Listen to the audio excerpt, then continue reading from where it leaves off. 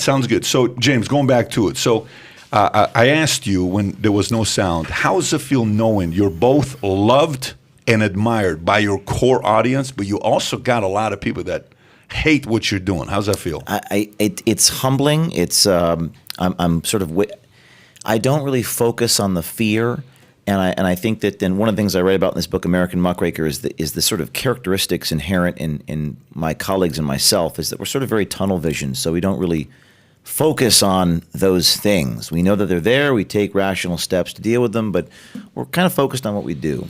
Some tells me it doesn't bother you, though. Some tells me you're comfortable with opposition. I didn't ask for the opposition. Yeah. Sometimes I don't understand the opposition, but it's there, and I don't let it affect our decision making. So would you call yourself a whistleblower, or is it a muckraker? Muckraker is the term I think Yeah. is best defined, Dust, and some people don't know what that means. It means someone who publishes information that the powerful people do not want published versus publishing information they give you to publish. How different is that than a whistleblower? Or is muckraker more somebody who goes and recruits other whistleblowers? Is muckraker somebody that goes against the institution? How would you explain the difference between the two? Well, I think a muckraker is a term, historically from 100 years ago, Teddy Roosevelt coined it. It could be all-encompassing. The whistleblowers that we work with are not my employees. I don't pay them salaries. We have people on full-time staff. But a muckraker is effectively anybody who can expose what's going on, the real truth, the hidden truth. So it is an element of being a whistleblower. It is an element of somebody who wants to expose people who, behind closed doors, are playing essentially the game of, what do you call it, the puppet masters. You're trying to expose some of those guys. Yes, we're trying to expose the powerful people in a world where the FBI and the New York Times and pharmaceutical companies and all these, they're just acting in concert. It takes kind of an independent citizen group of people that are just the ordinary folks to expose it. Yeah, and the concept of citizen journalism is on fire right now, where people are becoming the journalists due to this one weapon and tool that we all have right here. I don't know if you saw this guy that plays for Manchester United, the soccer player. What's the guy's name? Have you seen the story with this guy, what's been happening to him? So this guy, pull him up, Manchester United soccer player, it should pop up. There it is right there. Go to the second one, Greenwood, Mason Greenwood.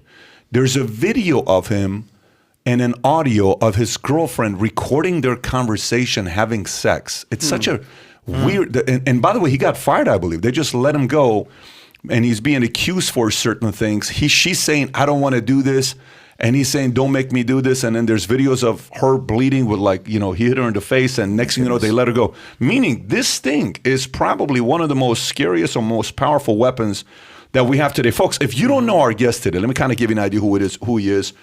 James, I had a chance to read your book yesterday and finish it this morning. I listened to the audio of it. New York Times bestselling author. You wrote your book, I think it was called Breakthrough. Yes. Or Breakthrough. He's got an organization he leads called Project Veritas, which I believe you started in 2011 or maybe 2012. One of those 2 years is when it kind of started growing. Yes. And he's exposed a lot of different stories. If you remember the one story with ABC, when ABC News, Amy Robach was caught on hot mic saying network spiked Jeffrey Epstein's bombshell, and she was trying to do this story, and the story was leaked by you, the video. That was one of the stories that Project Veritas did. There's another story having to do with, there's a list of them. Google executive. Recently, the one you did with the federal government nurse, I believe, that was talking about vaccines. And the one video you showed where they're sitting there saying this person took their 9th or 8th shot or 7th shot or whatever it was. You exposed Big Pharma. You did something with a senator, a pro-Antifa high school teacher in California, admitting communism, indoctrination of students. And the list goes on and on and on. Senior Google manager on search engine power said, you are just plain and simple trying to play God. The power in the search. Trump says not something, misinformation, you're going to delete it. If a Democratic leader says it, then you're going to leave it. So you've done so many of these things, going after Pfizer, going after all these guys. And here's what I've learned about whistleblowers. Everybody loves a whistleblower on their side, and everybody loves the whistleblower on the opposing side. Because, as kids, what are we raised to do? Hey, don't snitch, Tattletale. right? Don't tattletale, don't snitch. But there's a different... Snitches get stitches, Yes, as they snitches say. get stitches, but you grow up and you're sitting there, you're thinking you got to protect the whistleblowers, but are they really doing good? There is this dispute that goes back and forth with people on both sides when it comes down to whistleblowers. How do you view the life of a whistleblower, how we view whistleblower? Should people look at him as a hero? Should they look at him as divisive? How do you view whistleblower? Well, I mean, this book. There's a chapter in this book, American Muckraker, called Insiders, and to be a whistleblower is to step outside the great chain of being, to join not just another religion, but another world. And sometimes this other world is called the margins of society, but it feels like outer space. The metaphor that Ellsberg used, famous 20th century whistleblower, it's like being an astronaut and you cut your umbilical cord. You're not part of the institution you worked for. You're not part of my institution. You're sort of floating out there. But I think in this world today, I was just watching Joe Rogan's Instagram video as I was coming into the studio. What you think about that?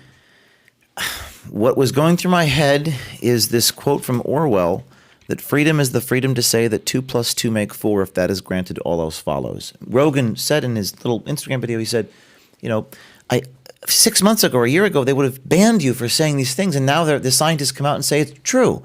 So it's just, we're living in this bizarre dystopian reality where you can't call this a bottle of water, and they say experts say. Who are these experts? So we have to show people the reality. We can't tell them we have to show them. We have to allow people to trust the evidence of their own eyes and ears, and that's the sort of journalism that we do. We don't ask you to trust us by virtue of the fact that I declare myself credible. That's what they do. Experts say. We don't ask you to trust us or trust the whistleblower. The whistleblower shows you the evidence, right? First-person observation journalism, such that you can see it for yourself. They don't want to trust your eyes and ears, and we would ask that you do that. And that's what was going through my head as I watched that Rogan comment he made. Got it. Yeah. So, by the way, when you mentioned Daniel Ellsberg, he was what? He was a former government employee. Pentagon Papers, 7,000 papers he turned in. I think he gave it to New York Times and 20 other papers. And he was, looked as a hero. 3 years later, they stopped the Vietnam War. And then afterwards, Nixon came back with espionage, laws against him. And I think the same thing Obama tried to use against someone as well, right? Yes. Obama used against... During the Obama administration, President Obama was really putting the screws to journalists. I'm not sure the New York Times would publish the Pentagon Papers these days. I think things have changed in 50 years. I mean, we released a story involving literally Pentagon Papers 2 weeks ago, involving DARPA documents. And I cannot obviously disclose who the source was. It was not Major Joe Murphy. The author of the documents was not our source. But those people they can't go to the Washington Post or the New York Times anymore. They don't know who to go to. There's not many organizations for them to go to except Project Veritas. Yeah, your opening of the book, you say what? You say, I get asked 2 questions the most, right? And I'll focus on one of the questions. One of the questions is, how are you not, worried for your life? I don't remember exactly how you posed the question, but, the fact that... Do you fear for your life? Yeah, do you feel for your life? You're going everywhere. You're pushing the envelope. I mean, Pfizer's a pretty massive organization to go up against, right? You're going against ABC, mainstream media, the institutions. You're talking about the swamp, all the politicians, the people of power. You're essentially calling them out and making them look like fools. You made Zucker look like a fool when you were on his conference call, and not Mark Zuckerberg, but I'm talking about Jeff Zucker. Jeff Zucker, yeah. CNN. So, how safe do you feel? I mean, you got raided by the FBI early in the morning where they come in with 10 people with flashlights in your eyes, and they're taking your 2 iPhones and the journal that you had of Biden's, I believe, daughter's journal that it was. How do you feel? Do you wake up in the morning worried about your life? Well, I'm glad that you read the book, and I appreciate you reading the book because a lot of people don't. So I respect you for listening to the book and bringing up a lot of these anecdotes, so I know you read it.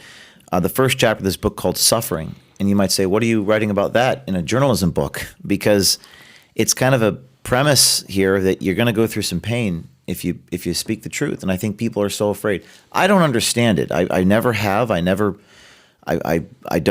think I'm a sociopath, but I do think that one has to be a little bit of a masochist to do this. If you think about it, and I really tried to meditate, and I mean, it took me 5 years to write this book. I spent weeks in the mountains, literally in a cabin, a couple weeks last year during the pandemic, trying to answer this question. The two most common things is, yes, do I fear for my life? And the second most common question is, what can I do? You probably hear that a lot. I don't know what to do. How do we solve the problems? And what people mean when they say, what can I do, is I think what Viktor Frankl wrote in Man's Quest for Meaning, survivor of the Holocaust, which is, how do I find meaning in life? And I think as we enter this weird dystopian reality where 2 + 2 = 5, where this bottle of water is not water, it's Coca-Cola, I think people are they're putting more of an emphasis on meaning rather than their own self-preservation. That's what I see in my life. In other words, people are less concerned about materialism and money, and they place more of a primary value on their conscience. And I think we have a choice to make in this life. And I quote Alexander Solzhenitsyn, who Jordan Peterson, introduced me to through his podcast. I read this Gulag Archipelago carefully, and I thought about it, and there are some comparisons to what he wrote about in the Soviet Union, that you can follow your conscience and give up your livelihood, or you can maintain your livelihood and sacrifice your conscience. And these are the two choices we have to make. And I think more people now than ever, right this very moment in time, are willing to follow their conscience into the gates of hell. Why? Because we believe. We believe in the truth and will do anything for it. And I write about in this chapter, suffering, that like any survivor of psychological abuse, the American muckraker starts to realize a new kind of superpower. Reborn through baptism by fire, he is invigorated by the knowledge that he is no longer a slave to fear. That's what I went through. I stopped being a slave to that because I went through these experiences. To do this, James, there's got to be somebody that pissed you off, right? I mean, to do this, there's got to be somebody that either offended you or because I looked at your parents, they were conservative, but not at the levels that you are. I kind of saw what their beliefs were. They were leaning right as well. But did somebody offend you? Did somebody upset you? You used to be a writer at your school, and then you went and decided to start your own paper instead of write. I think it was called Centurion. Yes. I don't know what it was. Maybe Yes, it was that's called right, Centurion. that's right. So it's not like, what was the one event? I mean, maybe even we can go back to high school. If you and I were Sure. in 10th grade, 11th grade, who was James O'Keefe? That's a great question. I can answer it in two different ways by talking about that. But I think as a teenager, I remember being young man, and certainly in college, I was very fascinated by journalism. I would read the newspaper every day, New York Times. I love, and Star Ledger. I'm from New Jersey, so I don't even know. In 10th grade, you were reading the New York Times? I mean, he went to Rutgers, so this guy's been in college particularly, I was obsessed with reading the newspaper. Now, this is 20 years ago, or 19 years ago, and these newspapers have become a shell of themselves. They're basically like an exoskeleton. They throw AP articles in there. But they provided a free copy in college at Rutgers Public University, New Jersey, of the Star Ledger, USA Today, and New York Times. I would sit there in the dining hall every morning because I was a shy, introverted kid, and I had no friends my freshman year. And I would read front to back all those three papers.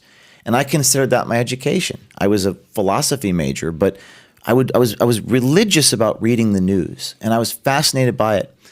As a teenager, I don't know, maybe 13, 14 years old, I would watch local news. So I grew up in the New York City suburbs of New Jersey, and I would watch the broadcast, and I just felt intuitively that how they were portraying things were not as things were. So things were not portrayed as they were, and rarely as they ought to be. And that's the best way I can describe it. It's just sort of and I know everyone knows what I'm talking about because now it's self-evident. The news is not showing you how things actually are. They're describing reality, and it affected me. I remember it affecting me, and I didn't know I was ever going to do anything about it. I didn't think that I'm going to be a journalist. I didn't even know, frankly, what a journalist was or what a journalist did. And I certainly had no inclination of going to journalism school. And I was in Boy Scouts. I was an Eagle Scout, actually. And when I was about 18 years old, they had this Board of Review conference where you go before your scoutmaster. And they asked me, what do you want to do with your life? and I went on this rant about things because I was trying to look for guidance. And he said, and I said, things are not what they seem, and rarely as they should be. And he said, have you ever thought about going into journalism? And that was the first time anybody ever said that to me. And I thought about that, and I didn't know what it meant to be a journalist. And then I went to college, and I read these papers every day, and I was literally reading the New York Times front to back, and I got angry at the New York Times. I said, that's not right. It doesn't seem, this is right after 9/11 and the world events that were happening and the op-ed pages. So I decided to write a column for what was the Daily Rutgers newspaper, the Daily Targum it was called. And I wrote a column, and I started, and then I researched the ratio of Democrats to Republicans of the professors at the university, and the ratio was 104-1, the imbalance of it. And the imbalance of it affected me too. And I said, well, that's not right. There should be more ideological balance among the faculty.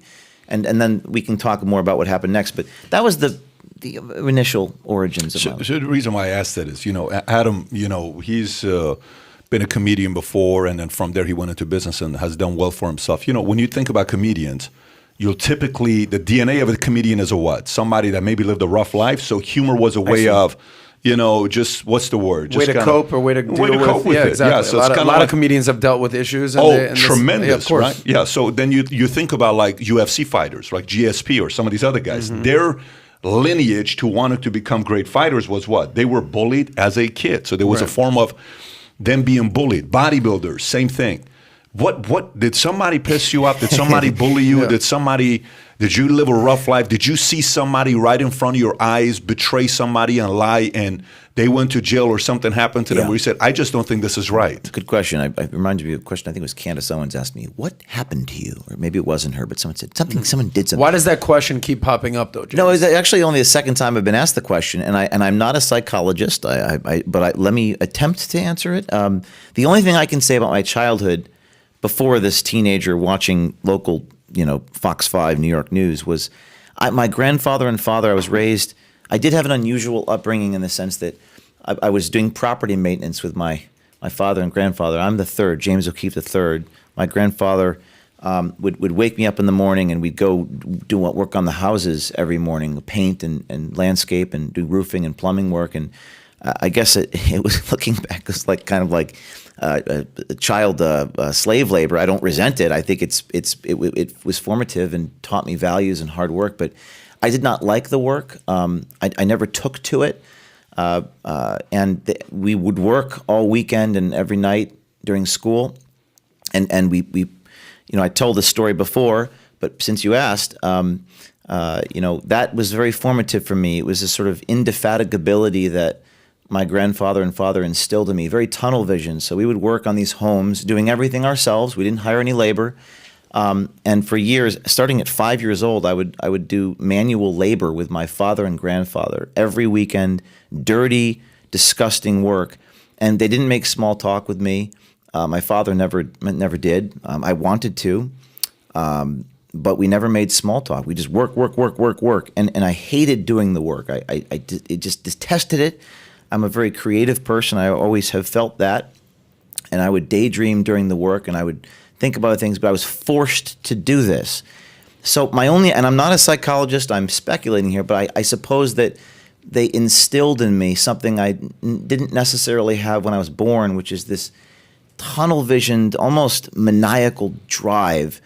Although they gave me that, but my passion was different than, PVC pipes and roofing. My passion was exposing and artistic. So when you combine those two things, but no one ever really pissed me off. It was more just the hard work that I did that I guess instilled in me. James, Pat asked that question to quite a few people, like, who were you in high school? Because I think what you do is very unique, very unique. There's not like, who else is like James O'Keefe? It's like, not that many people. Well, thank you, I guess. Well, yeah, I mean, it's very unique what you do, whether people, love what you do or ardently oppose what you do. But I think the reason that he's trying to get to this is like trying to understand who you are. And you used a couple terms that I want to ask you about. You said, yeah, I guess I am a, masochist? Masochist. And then you said something that kind of caught me off guard, and I don't want to gloss over it. You said as a freshman, I had no friends. Yeah. And I sat there and read the newspaper. Yeah. And for me, and even for Pat, that's always been a person that thrives on camaraderie and friendship and banter and joking No. and having fun like that. You were, I don't want to use a loner, but you said you had no friends and your friend was the newspaper and you started to Yes. develop these beliefs and these thoughts. So I think that's ultimately kind of where Pat is going, is like, why did you have no friends? How did having no friends lead to basically where you're at now? I don't know. I don't know if I'm qualified to answer that question. Well, there's nobody else more qualified than you to answer this question. All I James. can do is give you the facts. Yeah, Give you what my life was like, and maybe someone can draw conclusions. I was a sprawling state university. It was 50,000 people. I was in the dining hall every morning reading this newspaper for hours, but over time I made friends. Over time we built an organization here with 70 plus employees. I've kind of started with nothing, and now over the years in college I even built a little newspaper there, a magazine, and I built a staff. But in the beginning there, yes, there was I guess you could say I was a shy, introverted guy. And were you not looking for friends? This is like, Yeah. for me, I guess the reason that I'm harping on this is Yeah. because I've always been a person that I don't collect toys, collectibles, watches, clothes. I collect friends and people that I really enjoy spending time Well, define with. friend. Yeah, that's a very good question, because you know how they say, keep your circle tight, Yeah. So I have a handful of best friends, but a large network of people I could call at any minute. You clearly have developed that now, but that wasn't that case Well, my in grandfather, college. James O'Keefe Sr., Irishman. By the way, he used to call me Irish. Funny enough, he'd That's what he called you. Yes, he called me Irish. He would drag me out of bed at whatever time, ungodly hour, and I'd be digging some ditch with my grandfather. Is that why you tried to cancel the Lucky Charms Leprechaun? I think that was a coincidence. I mean, I was an Irish American. That was good, right We there. could talk Thank about you. that. Solid respect. Thank you. He would say you can only count he your. did. We did at Yeah, Rutgers College. exactly. We went in the dining hall with He a did. box of Lucky Charms. Said, "I don't look like the leprechaun on the front seat of the box." It was a form of satire. It was Yes. satire. Well, you tried to get Rutgers to cancel them, or even, give a response as to why they were not going to cancel him. Irony is now dead, so Yeah. people don't understand irony, and we can get into that. But it's like I went in there with a box of Lucky Charms, and I said, and it was very hard to keep a straight face. By the way. I really struggled.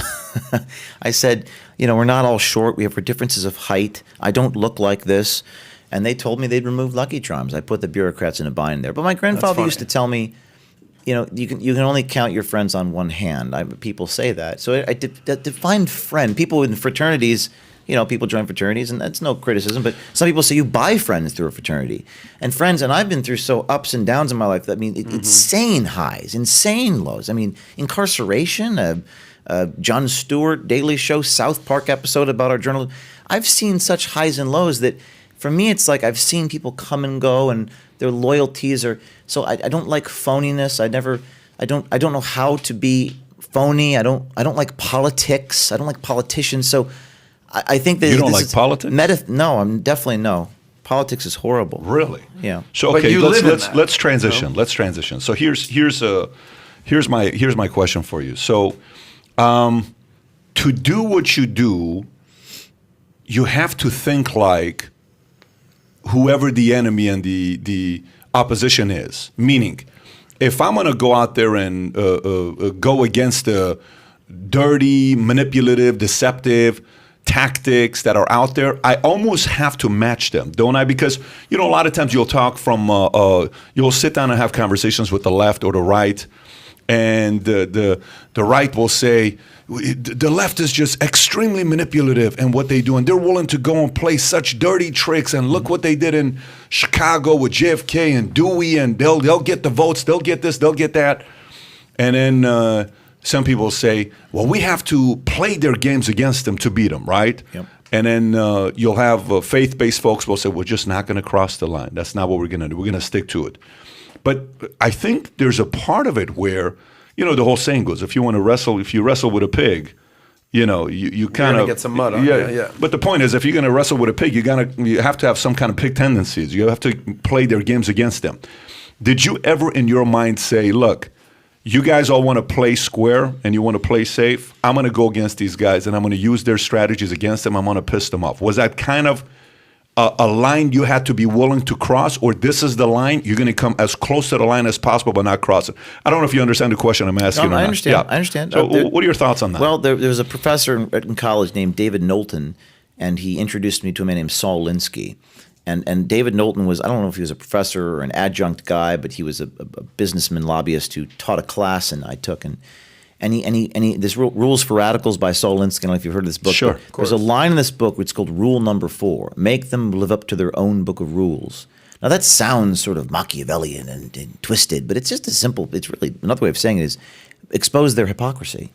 So, and Alinsky says it, I think he said in this Rules for Radicals book, you know, he was talking about Christians, and it's hard for them to live up to their own standards. It's hard for them to live up to the Bible, for example. But you can apply that to anything. And I read that line in that book, Rules for Radicals, which is now transformed into something just sort of journalistic. But at the time, there was on campus, they had these speech codes, they call them. You can't offend anyone for any reason. You know, you can't say anything that offends anybody. And for me, that was a slippery slope. I just viewed it as twisted. I said, you can't offend anybody. Well, the whole idea of college is to exchange ideas. So that's what led to the Lucky Charms thing, where I said, okay, well, if I can't offend anybody, well, then why don't I say this box of Lucky Charms is racist against my Irish heritage? And it was like a form of satire, I guess, or you know, exposing it. But now what this is evolved in is, and I wanted to draw a boundary, is that absolutely not do we do what they do. We do not lie to the people. We do not deceive the audience. We do not do the things that they do. We do sometimes use deception in the sense of a pretext with our subject. In other words, in journalism, circumstances can arise in which deceit towards the subject is less wrong than other possible courses of action, including being so honest with your subject such that you are dishonest with your audience. In other words, if I come to you, let's say you work for the Pentagon, and I say, hi, I'm a journalist. Tell me all the fraud you're committing. And you give me some canned line. And then I publish your line to the millions. Well, now I'm lying to millions of people. But if I pretend to be a telephone repairman, and I'm in your office, and we're talking, and I record you, right, and you don't know it, well, I've just lied to you about who I am. But in doing so, I've gotten some truth, which I broadcast to the people. And they'll attack me, O'Keefe's a liar. He uses deception and undercover. I say it's a question of relative deception. And in this business, in journalism, you have a choice to make. So it wasn't so much that I was obsessed with undercover and wanting to do these things that seemed manipulative. We wanted to do whatever we needed to do to get to the truth. We had to dig deep. We had to learn how to use disguise and pretense and these things that were not comfortable. These are not comfortable things to do. You don't like doing them. In fact, I could tell you in that Lucky Charms video, my heart was beating 160 beats per minute. I wasn't comfortable performing in this way to get this information. Did it make you feel like I feel like I'm being a little bit deceptive and dirty, or no? You're kind of like, listen, I'm going to match you. I'm going to match you at this. I'm not going to lie. I'm not going to do this, but I'm going to play all the games necessary to get as close to the line as possible. No, it felt uncomfortable. It felt uncomfortable, but the best I can say is it felt uncomfortable but necessary. I remember confronting the professors. I had printed out these certificates, and this is all irony and satire. Like, think of it like Borat meets 60 Minutes. That's the best way I can describe it. It was like Borat. Okay, I'm going to go in there. I'm going to pretend to be this so I can expose the reaction and expose the speech policies. I felt so uncomfortable. I forced myself to do it. Forced myself to do it. It's like, doing something that you hate doing, frankly. Like I had to stick my little child arm down a sewage pipe. I just forced myself to do it because I said, this must happen. I must do this, Do you have a family or no? No. Kids? My parents and my sister. No kids? No children. No. Any plans of ever having kids? I would love to have kids one day. So you would. So it's not like you don't want to put them through what you're going through, where your kids go to school and maybe you name them after James O'Keefe. And hey, is your dad James O'Keefe? He is. And so you're comfortable having kids and put them through. I would like to have kids. Okay, fantastic. Well, that's good to know. So going back to that, I asked this question because, okay, so one, you once, to prove the point about the border, you dressed like Osama bin Laden. I don't know if you can pull this up. Sure. You dressed like Osama bin Laden. You crossed the border to prove a point to say, here's how bad the border is. If you can go to images, and David, if we can show this, this is James O'Keefe, okay, right there to the right, if he can show that. Another time, I think you went in acting like you're a pimp with a prostitute, right? Yes. Who was that you were trying to expose? That was That was a group called Acorn. and you expose them, and this is an organization that had been around since 1971, 500,000 something, Correct.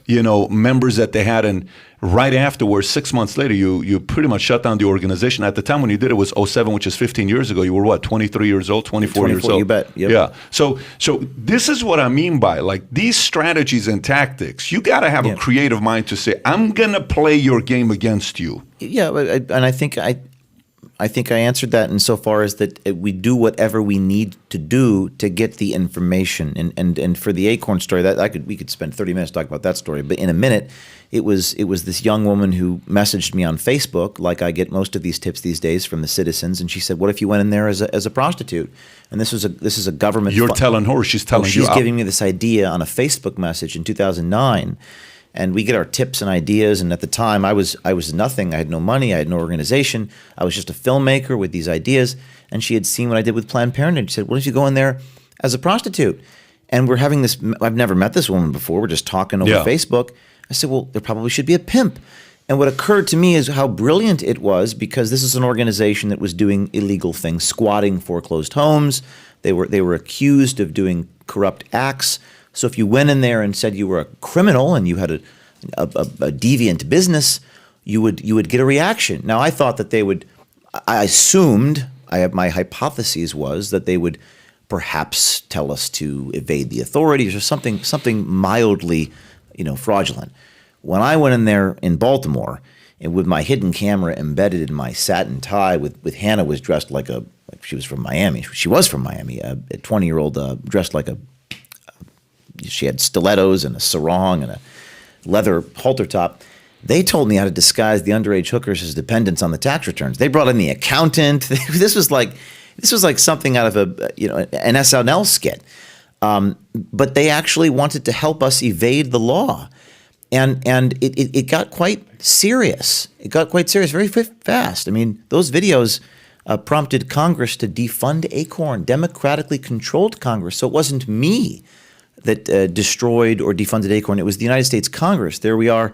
There's Hannah. That's what she looked like. She went in there. Now, I did not wear that fur coat in every office, but she wore that in Baltimore. And by the way, prostitutes do not look like that in Baltimore, but these workers wanted to help us. And we did this in Baltimore, D.C., New York, San Bernardino, Los Angeles. Every office helped us but one. Now, I got to tell you, you're sitting here right across from him, you don't look like a pimp. It'd be very hard for you to pass as a pimp. But that picture right there, you got very close to looking like a pimp. That's true.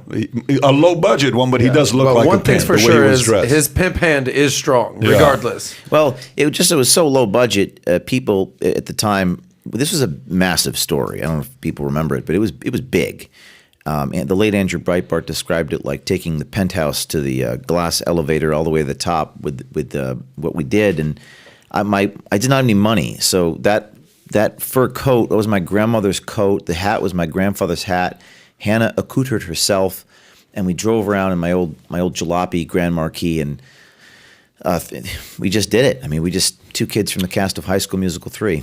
Question for you. So some people will say, look, if you're really going to do the whistleblower stuff, why don't you go after both sides? Because at least Sacha Baron Cohen will go and expose, maybe 10% of people he exposes is the opposing side. He did something with Bernie Sanders, his own side. Mm-hmm. I think he went after Bernie. I don't know. He did something with Bernie. I mean, he tends to go after, especially with the last thing he did. There's no question about it with Rudy, Hotel, all that stuff. Yes. This is, to those who ask that question, is this a pure crusade you have against the left, or is anybody that does uses their power against people to manipulate? I think we need to define these things. When we say side, what do we mean? When we say left, I'm not even sure what that means anymore, because I have the FBI working with the New York Times. Is that left wing? Let's define reality. There's only one reality. There's only one truth. Veritas does 24 frames per second, or now on the iPhone with the high definition, it's 65. I don't know how many frames. Truth at 24 frames per second. There's only one reality. There's only one truth. our medium is to film things, film people talking. And oftentimes we don't film, and you see their lips moving. So that happened. It's an event. Over time, you'll see us do everything. We just did a video on Alex Stovall, who's a Republican in Arizona. He's a Republican running for Congress.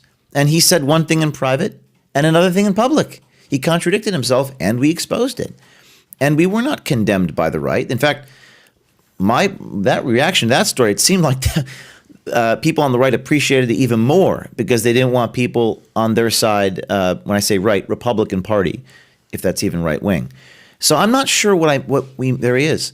Project Veritas Action exposes flip-flopping Arizona congressional candidate. This was a guy who said privately that there wasn't enough fraud to overturn the election, and publicly that there was. So I'm not saying he was wrong by saying privately what he said. It was the fact that he contradicted himself. But that would still be seen as one side. I mean, if he's against fraud for election, and then he says it, that is against the idea of many people on the right, however many you want to say, that thought the election was a fraud. So for him to flip that, I don't necessarily think I put him as a person who would essentially be on the right to defend some of the philosophies. You got to keep in mind, this is a show where we defend capitalism. This is a show about, a person who escaped Iran to go to Germany. I lived at a refugee camp. I'm a kid who grew up in a communist family, in an imperialist family. Mother's side, they were all communists. Dad's side were imperialists. But it's more strong to say, listen, here's what we're doing. We're covering up the guys on the opposite side. I'm not a comedian. I'm not Sacha Baron Cohen. Here's what we're doing. This is what we stand for. This is where we're going. But at the same time, there is a big audience out there that will say you target mainly one side. And you know what? They're going to say that until they stop saying it.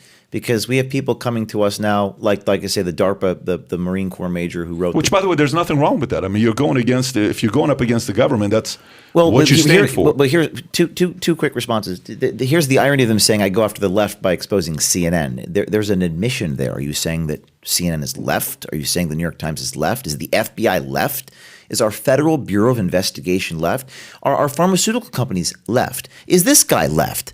So at a certain point, that argument it's over. What's going to happen? There's an asymptote on to borrow a mathematical analogy. That asymptote will approach, zero, and people are going to come to us where they can't go anywhere else.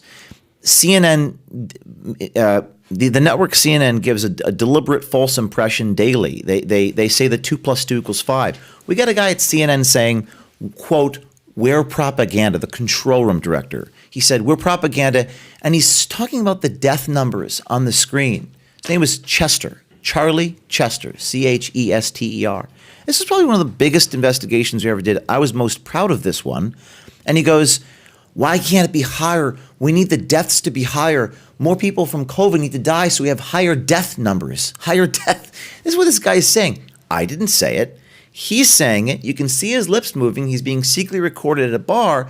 So these networks, there it is, quote, "If it wasn't for CNN, I don't know Trump would have gotten voted out." Now, I did not entrap him. We did not tell him to say these things.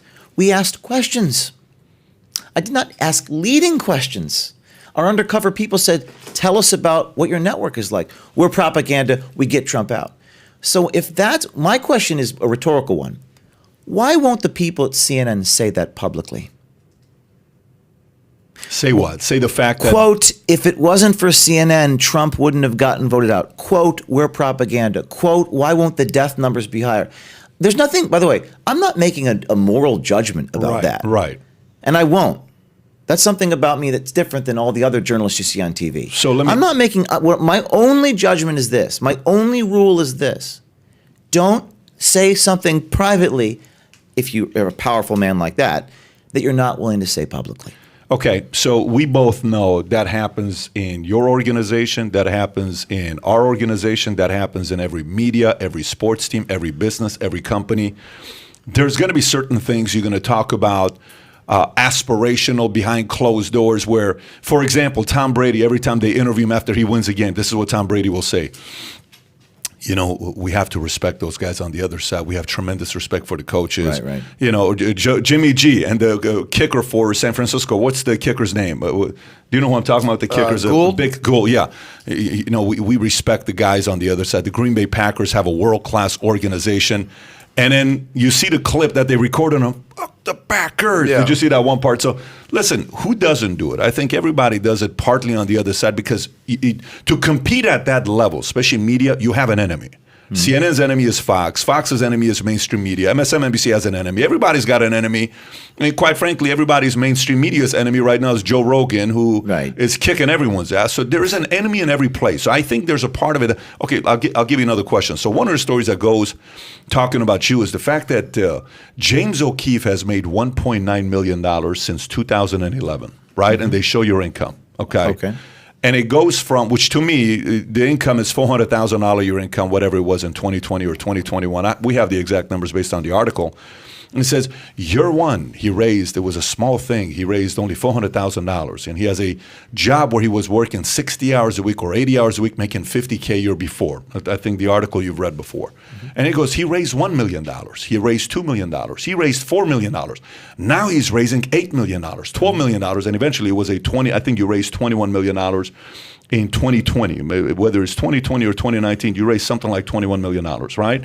And then in the book, there's a part where they call you out and they say, well, who are the backers? Mm-hmm. Who's given the money to Project Veritas?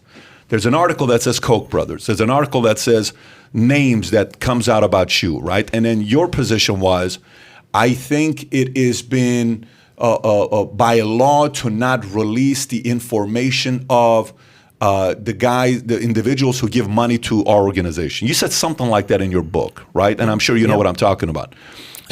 So, you know, again, do you want people to know who gives money to your organization? Do you want the public to know who you give money to the organization? No, it's a fundamental right enshrined in the First Amendment, freedom of association. So there's a distinction there, in that there's a chapter in this book called Secrecy, and I talk a lot about this. There's three things that we can keep secret, and there's no other secrets.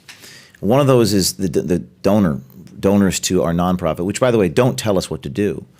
It's a freedom of association right enshrined in this case, NAACP versus Alabama, Supreme Court Justice John Marshall.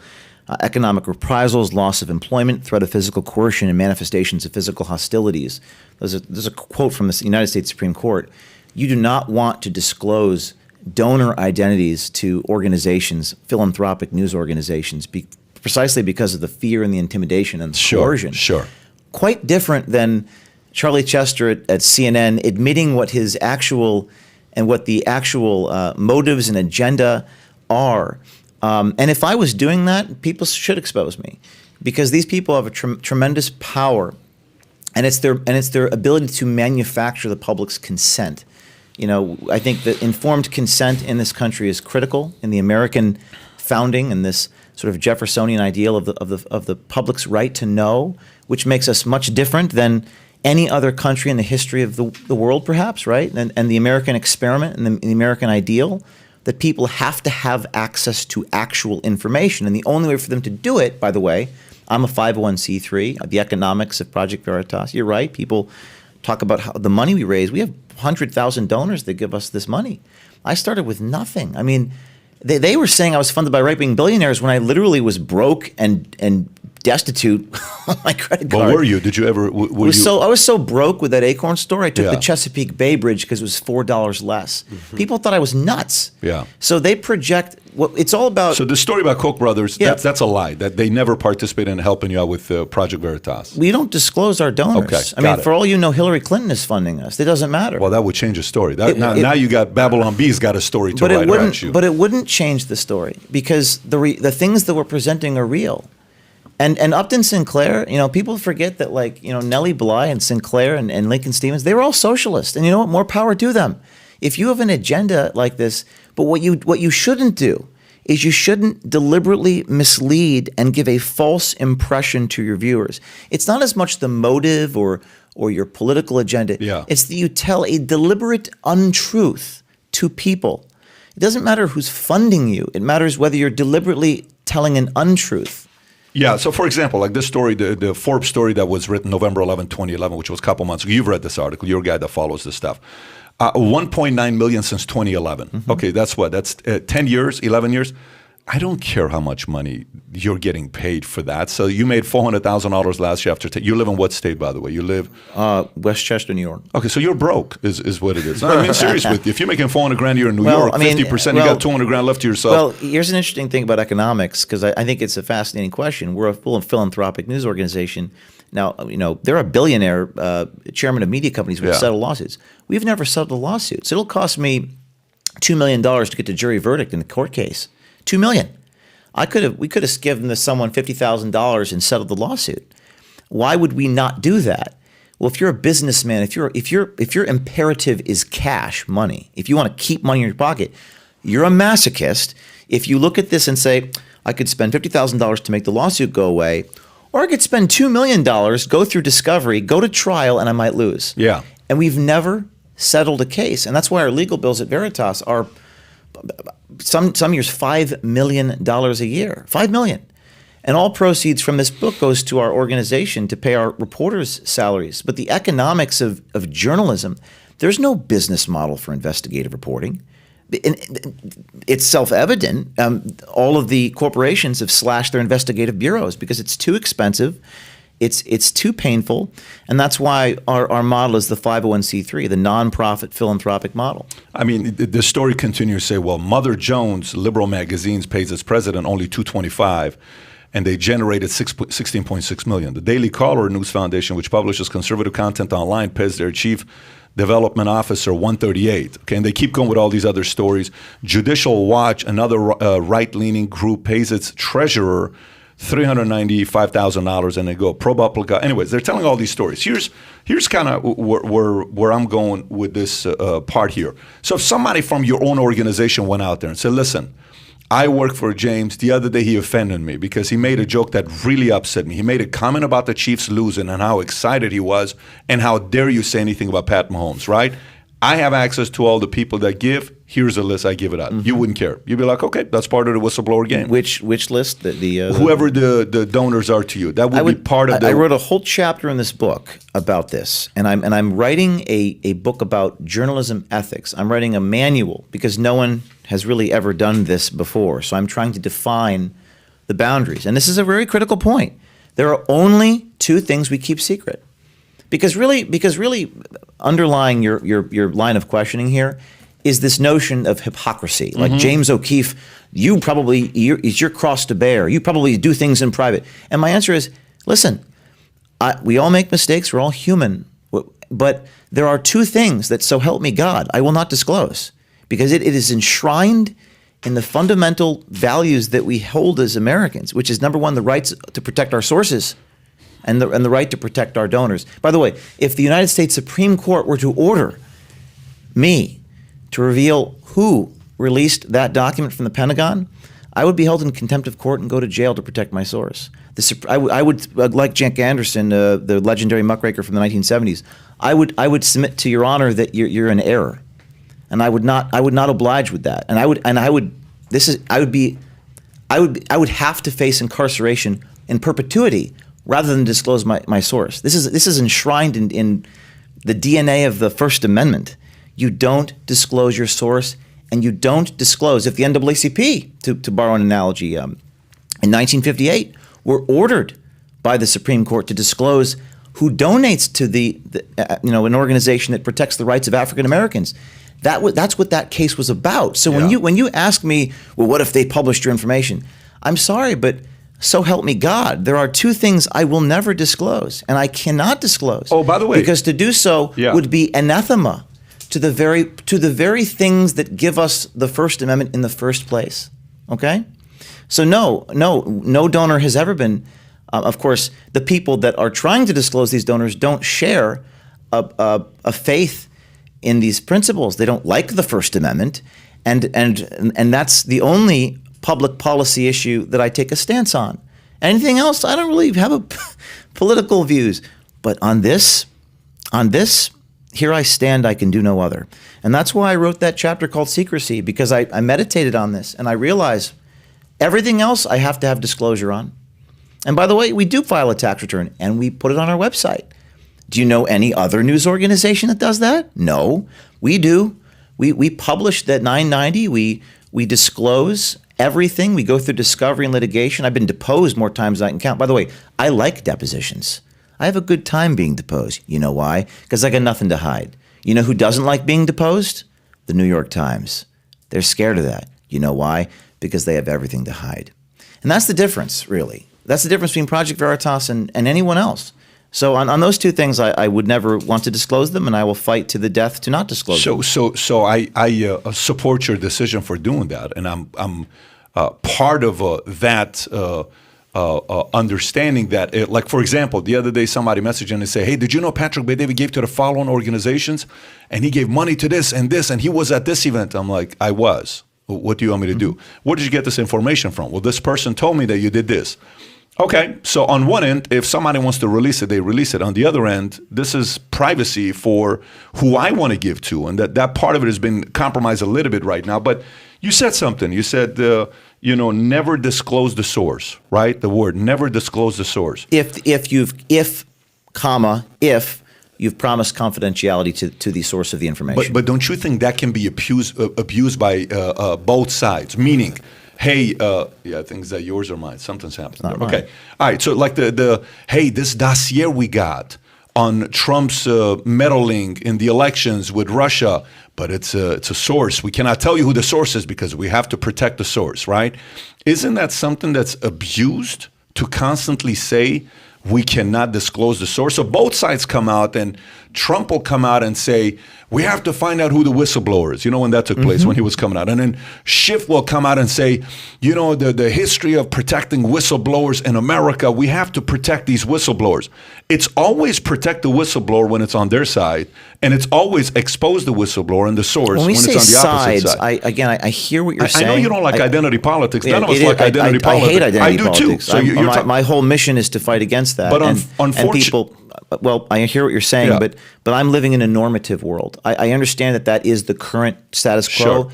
When I was raided by the FBI, the ACLU defended me, which was so shocking to right wingers. It almost made their heads explode. They couldn't fathom this. Okay, like, what party appointed the judge that ordered the FBI to stop? Well, it was an Obama-appointed federal judge. And I reject the premise that we have to live in this world of sides, because there is only one truth. Now, you're right. I'm not saying you're wrong. You are actually describing the current series of events where, when the whistleblower comes out against Trump, we want to know who it is. But yes and no. I think there are some people that are so political that they let their politics get in the way of these values, these primary values. Bartnicki v. Vopper, a Supreme Court case from 2001, when you want to live in a society which places a primary value on freedom of the press, it's a concomitant of life. You have to live with this notion that if a source gives you a document from inside the Pentagon or wherever, the White House, it could be the cleaning lady, whoever, you protect the identity of that person. And the reason, some have said, the reason why the ACLU defended me after the feds raided my home in November was because they didn't want it to happen to them. Sure. Under a DeSantis administration. Yeah. So there still is in the Venn diagram of you say sides. Integrity, a little bit of integrity there. There's an overlap between the left and right in this country. Yeah. And it's that overlap, that little overlap that gives me hope. In fact, I want to expand the overlap. When the ACLU defended this, there you have it. When the ACLU defended, that was a beautiful moment. That was probably one of the most beautiful moments of my life, because I said to myself, we are finally talking about principles. We are talking about the things that, and I'm going to sound like a hippie here, so forgive me, but I actually believe this. The things that unite us are so much more powerful than what divides us. They ask us to focus on our divisions, but that right there is beautiful. That's an incredible moment. And then you have to say, why is the ACLU defending James O'Keefe?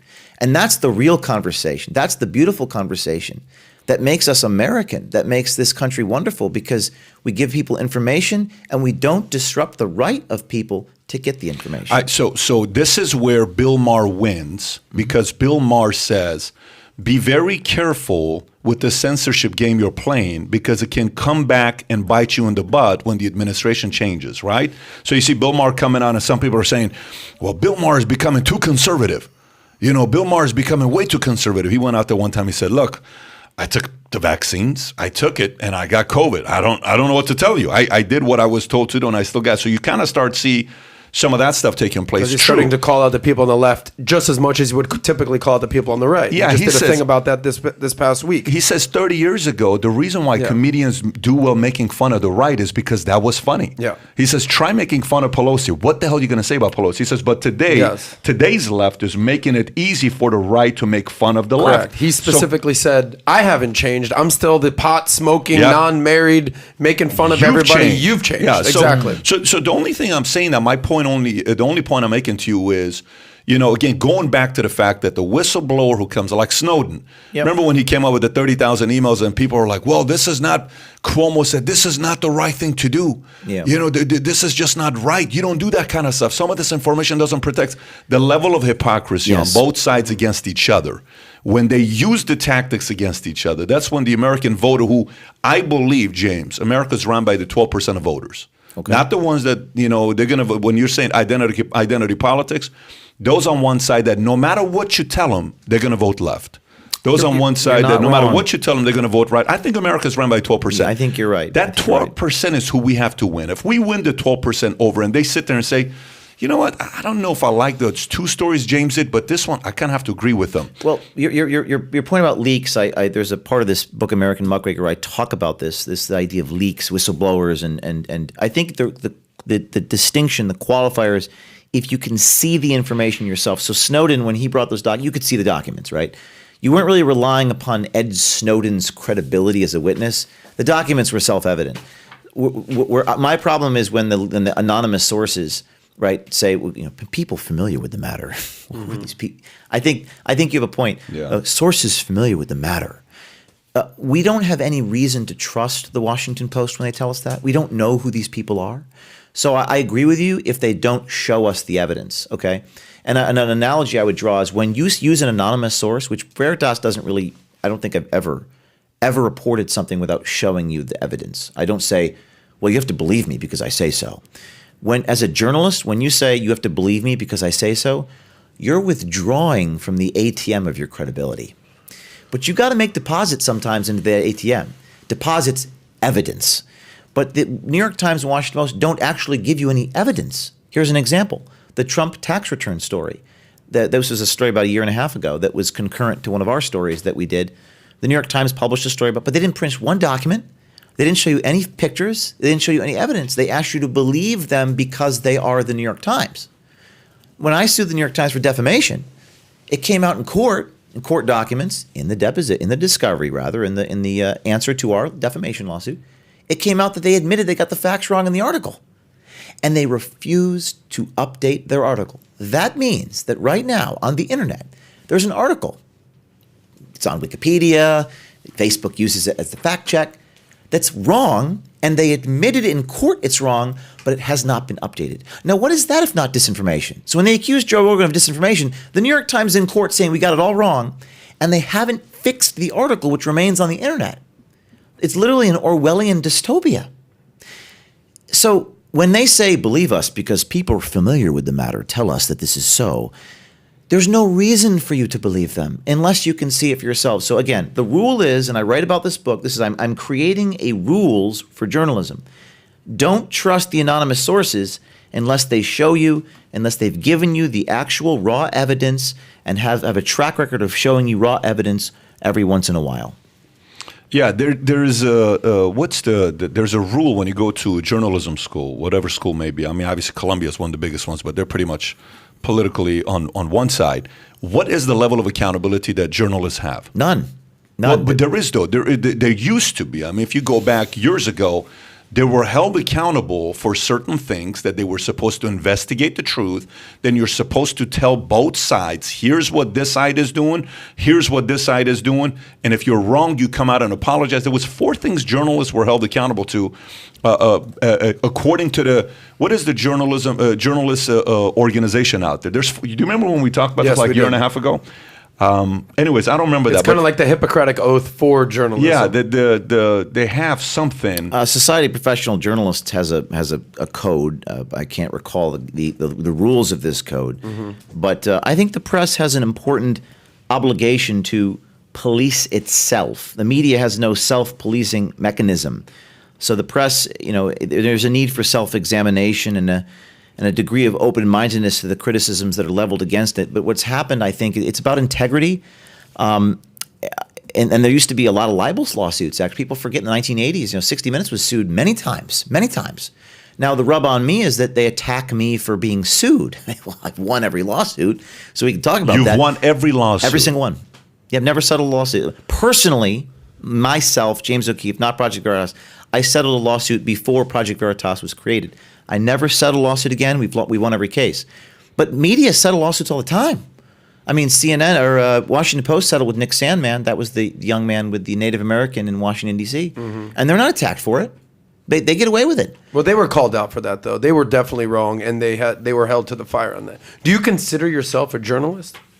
Yes, I mean, I to more specifically, American muckraker. Muckraker. But again, depends upon what your definitions of these things are. Would you say that you're a supporter of Donald Trump?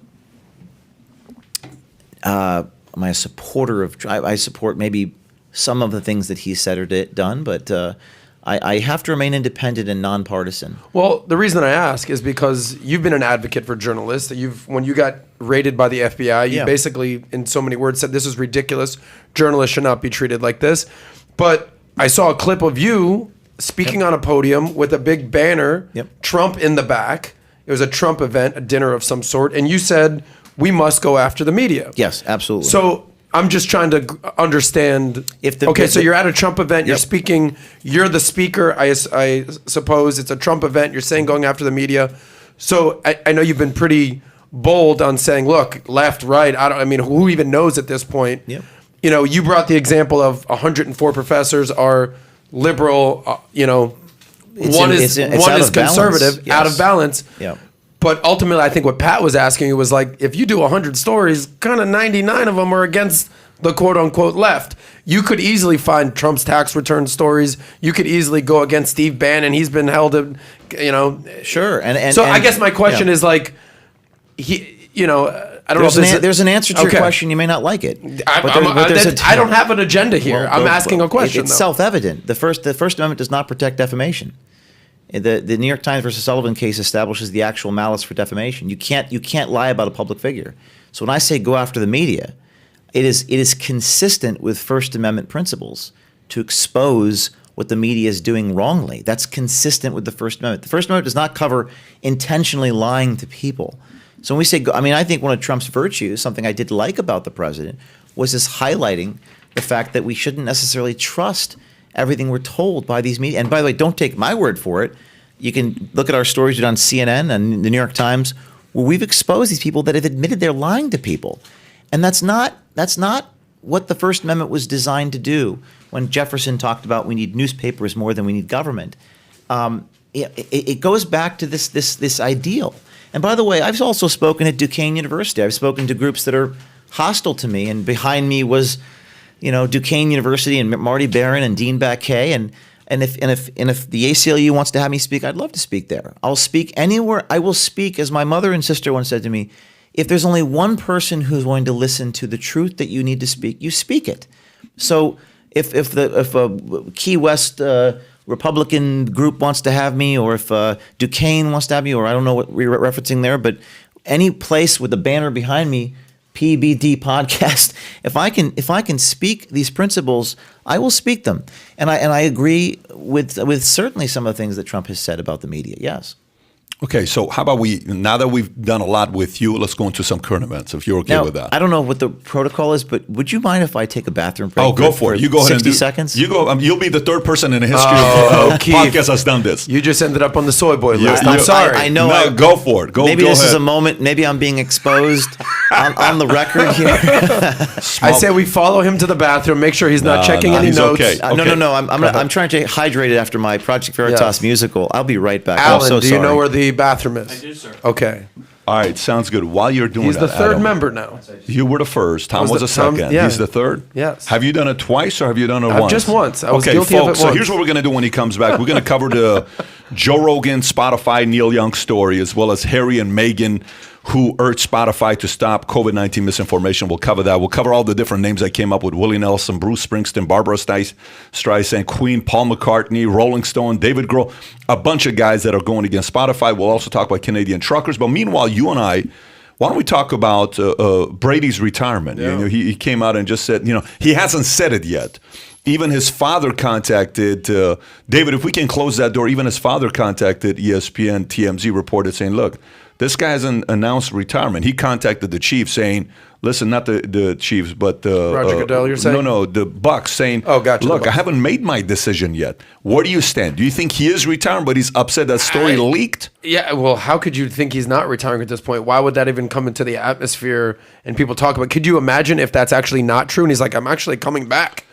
What a nonsensical. Brady is so maniacal Yeah. that I think Brady may have had a conversation with a few people thinking about he's Mm-hmm. retiring and that, hey, here's kind of the direction I'm going. Somebody leaked it. Brady behind closed doors is so pissed off that they leaked it because he's always wanted to control the narrative. He Right. wants to come out and say, I'm retiring with a video or a message. You know how he typically does it with a video that comes out? And imagine if he flips and he says, you know what? The hell with you guys. You did that? I'm going to go one more year. Well, if there's anybody that could basically flip it on us, it's someone that's basically saying, you think you're going to control the Yeah. narrative about me and my life? No, I'm coming back. We're going to run it back. Yeah, Edelman But- came out and he said, I'm going to miss you, babe, or something like that, you know, on Twitter. Who said that? Edelman. Oh, Julian He said, "I'm gonna Edelman, miss- yeah. he said, I'm going to miss you, babe. Specifically, Yeah. babe. Well, So- he's a, you know, they got a little bromance Yeah, going on they over there sure with those do. two. But They could you imagine if this is a quote unquote fake news story, James O'Keefe type vibe, where, you know, we can expose the media for getting it wrong. Yeah. And next thing you know, he's coming back. So ultimately the question is, do you think he is in fact retiring? I have to tell you, I think the conversations took place. I think he is so pissed off right now. I think he's so furious right now that it leaked to anybody else. Yeah. I don't think he's the type of guy that would want the story to leak. I think he's lost his mind with being furious. He wanted to do it his way, Yeah. and it kind of changed it up. But, you know, there's some people that are upset saying, listen, there's one, because we were at the birthday party. It was the Tico's birthday party when we heard the Tico, announcement okay. about 10 years old. 10 years old. He'll turn 10 tomorrow. And people are like, no, he didn't. He didn't retire. Yeah, he did. No, he didn't. Yes, he did. TMZ saying he didn't. So I don't know. Do I think he's going to go? I think he can play one more year. I think he can play one Well, more he year. led the league in Yards. yards, Yeah. touchdowns, yeah, but did you see the attempts, game? completions. Did you see his last game when I he mean, lost? he was not going out without a fight. No, but did you see? It almost was. You know, you looked at his face at certain moments. It was kind of like, do I, like afterwards, especially, Yeah. do I really want to go through this one more time? Because think about it if you're him right now. Here's what you're thinking about. Who are you going to put around me? Okay. I need a little bit more help. I got hit a little bit too much. Okay. Maybe I'm. The Antonio Brown nonsense. His Yeah, best receiver went out for the season. He had a couple other injuries. Like maybe he's sitting there saying, "Can I do this one more time?" What other record is there left for him to break? But you actually a week ago were saying there's something about the way he did the press conference. You were actually the one saying that he's was gonna writing on retire. the wall. Yeah. No, I think I've never heard him speak that language. You'll know when somebody speaks a language. Like, for example, you're sitting with your buddies and somebody says, I'm not going to lie to you, man. You know, I'm just sick and tired of being married. This is like freaking very hard. Or I'm sick and tired of being single. You're like, this guy's never talked like this before. There's something going on there. There's something going on there. Okay, folks, we got James back here. O'Keefe, are you a NFL fan, Tom Brady fan? Do you want to weigh in on this? Retirement. Well, I used to be a Bills fan when I was growing up. I loved the So Buffalo sorry, Bills. man. A lot of L's in that Bills. That was 8, 9 years old, and they lost their 4th straight Super Bowl. I cried. My dad had to say, "It's just a game, son." just a 1994, they lost 4 Scott Super Bowls. Norwood, man. Scott Norwood, Doug Flutie. Remember Doug Flutie? Of course. He was my hero in high school. I loved Doug. Boston College. Came out of CFL, no? Didn't he start off Yeah. with CFL? I went to Giant Stadium, then Giant Stadium in a Doug Flutie jersey. Jets fans, worst fans. I'm dressed as a Bills fan at Giant Stadium, and they're like throwing Flutie flakes at me. And but I loved Doug Flutie. He was my favorite growing up, and I'm sad to see Brady retired. So when I came to the States in 1990, November 28th, the football teams you had was Cowboys. You had a few different teams. I was a diehard Bills fan. Thurman Thomas. Really? Oh, BB, Bryce Paul. Wow. Andre Reed, Bruce Smith, Andre Thurman Reed, Thomas. Thurman. I mean, Jim just Kelly. Jim the Kelly, coach. of course. There was something unique about these Marv guys. Levy. And Oh. I was a Bills fan when I came to the States, and I was a Lakers fan. So for the first 6 years, I was in bad shape. As a 13-year-old kid, I had therapy sessions twice a week. Going through it. Do you remember the game in 1999 with the Music Cowboys? City Miracle with the Titans and the Bills? Yeah, of where there was course. the Of ladder? course. Yeah. That Titans. crushed me. Yeah. Right. I don't know if, and I think it crushed a lot Kevin of Bills Dyson. fans. Yes. They benched Doug Flutie. Yeah. And put in Rob Johnson. He lost his shoe. Remember that game? That was my moment. I used to love the We've Bills. just Do you figured out remember his the problem. Oilers game? Do you remember the Oilers game? I was Where they made this very young. comeback. I was Warren at- Moon. Frank Reich or something Oh, yeah, like that. that's It was right? exactly what 33 it to was. 3. Yeah. My dad was at the bar in But New they Jersey. won that and game. They came Yeah, back of course and they won. did. they won that game. Listen, my dad was taking me up to San Francisco. Yeah. We're driving up there. We're listening to the radio. I'm like, I'm devastated. They're down. I'm like, turn off the radio. I don't want to listen to it. We get to San Francisco. We get to a restaurant to eat. We look at the screen. It says, the greatest comeback of all. I'm like, you're Frank Reich. kidding Buffalo me. Bills, yeah. It was the comeback. 1994. yeah, I was. something like that. Maybe this is the Freudian moment you want to know. This 1999. I remember this game. Yeah. I was obsessed with the Buffalo Bills in the 90s. After this game, it crushed me. Done. And I know it crushed a lot of people. They benched my hero Doug Flutie, and they put in Rob Johnson. Anyway, so Well, I think we figured out a few things here. Now the truth has been revealed. We've been trying to You've figure elicited out the truth. Exactly. Yeah. We've Through been pretense. trying That's to what make it out is. what makes O'Keefe tick. That's what pissed him It's off. the Buffalo Bills spelled Billlll. you got a signed Flutie jersey A lot or of no? L's. Do you have a Flutie signed jersey or no? I had a Flutie jersey. Yeah, I did. I used to wear it to the Jets and the Bills were in the same conference, and every once a year in New Jersey, in Meadowlands, I used to go with my dad to see him. Yeah. Awesome. Well, the one thing about sports is it typically takes you back to a moment true. with your mom or your dad or your brother or your sibling. Yeah. Do we And want to that's- tell O'Keefe the truth? What's Doug that? Flutie, come on in. We brought Doug Flutie. If you're watching, Doug, All right, so let's talk about what's going on with the Freedom Convoy in Canada, which is going viral. It's being talked about everywhere except for mainstream media. I don't know if you've been following this story or not. Let's kind of go through a couple things that's going on there, folks. Hundreds of truckers block Ottawa in Freedom Convoy to protest vaccine mandates. It's a France 24 story. Hundreds of truckers have blocked the streets of central Ottawa on Saturday as part of the self-titled Freedom Convoy to protest vaccine mandates required to cross the U.S. border, flying the Canadian flag, waving banners, demanding freedom, and chanting slogans against Prime Minister Justin Trudeau. The truckers were joined by thousands of other protesters, angered not only by the COVID-19 restrictions, but by broader discontent with the government. An enormous clamor rang out of hundreds of big trucks, their engines rumbling, sound at their horns. Anyways, I'm going to tell you this other story from Al Jazeera. Why are anti-vaccine Canadian truckers converging in Ottawa? I like that title right there. Anti-vaccine Canadian truckers. So a convoy of anti-vaccine Canadian truckers and their supporters making its way to the country's capital, Ottawa. Starting on January 15, Canada has required essential service providers previously exempt from vaccination requirements, including truck drivers, to be fully vaccinated across the land brought from the U.S. Unvaccinated Canadian truck drivers entering Canada will need to meet requirements for pre-entry arrival and day 8 testing, as well as quarantine requirement. Now, keep in mind, 90% of these truckers are vaccinated. 77% of the country is vaccinated. And this Freedom Convoy GoFundMe, if you can go to it, as of last night, it was at 8.8 million. If you just type in Freedom Convoy GoFundMe, they may be over $9 million. James, I'm assuming you're following the story. What are your thoughts on what's going on right now with these truckers? 9.2 million. 9.2 million people. $9.2 million dollars raised. They haven't taken it down yet? Have they taken it down? No, they haven't. 113,000 donors. My first surprise is that GoFundMe has not taken this down. But I guess that it goes to show you the difference between how the media portrays things and how things actually are, because so many of these people in Canada believe in this, and it's self-evident in the pictures you're seeing. Like I said, pictures, evidence. You can see the trucks. You can see so they say it's fringe, but that's a characterization that doesn't seem accurate. That doesn't seem based upon reality. It does not seem fringe. It seems mainstream. It seems that there's a substantial minority, if not majority, of people that agree with these people. So what I draw from this, this sort of the Orwell 2 + 2 = 4 quote, is that how things are portrayed by the Canadian leadership and the media are not as they actually are in terms of the grassroots support for this.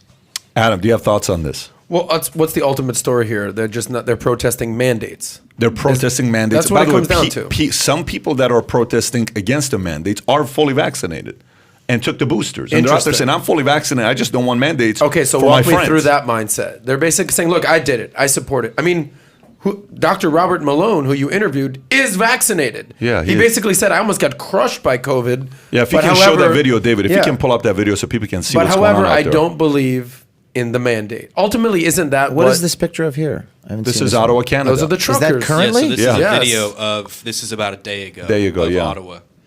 Are they wearing masks? I don't mean as a judgmental question. Are they wearing masks, or are they willing to violate the city protocol? I don't know if Here's masks crazy. are a mandate. So guys, the border is 5,500 miles long. Canada and U.S. border. It's 5,500 miles long. Okay, you got these truck drivers. Which the strangest thing is, if anybody their job is to quarantine, it's truck drivers.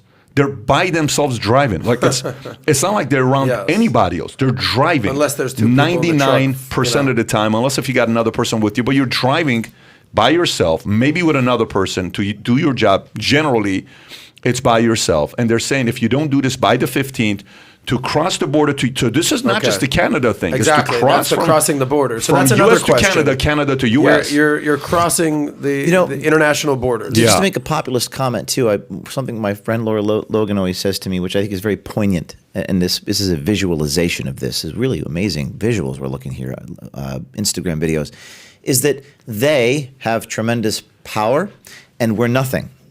That's the comment I see people say. We're nothing. We're insignificant. We're nothing. But Lara says to me, we're not alone.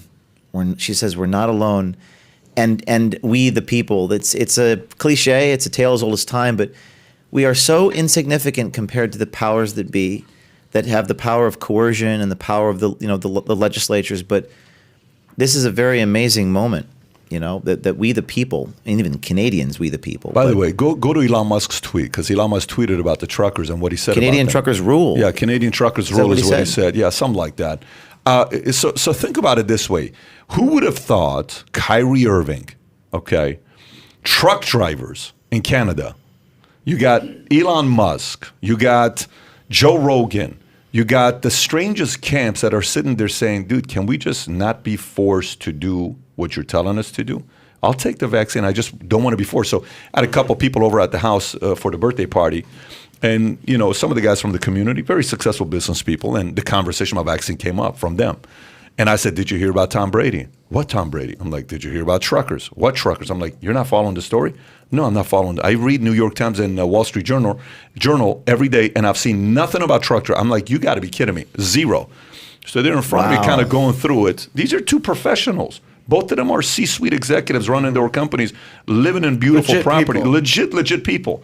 They know nothing about what's going on. And said, so tell me about, interesting. what are your thoughts on vaccinations? What are your thoughts on this? I said, listen, I think to each his own. I think it's something that probably helps minimize for certain people. My dad had COVID and he had pneumonia simultaneously, and he had the COVID shot, and he was able to go through it at the age of 79.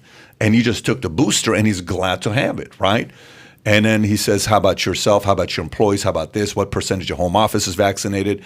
They're in the health industry. I have to get everybody vaccinated. One of my friends got all their doctors and nurses in LA to get them vaccinated. 20 of their employees and doctors just resigned. They said, you can't force us to do this. So there is a community out there, and they're finding each other.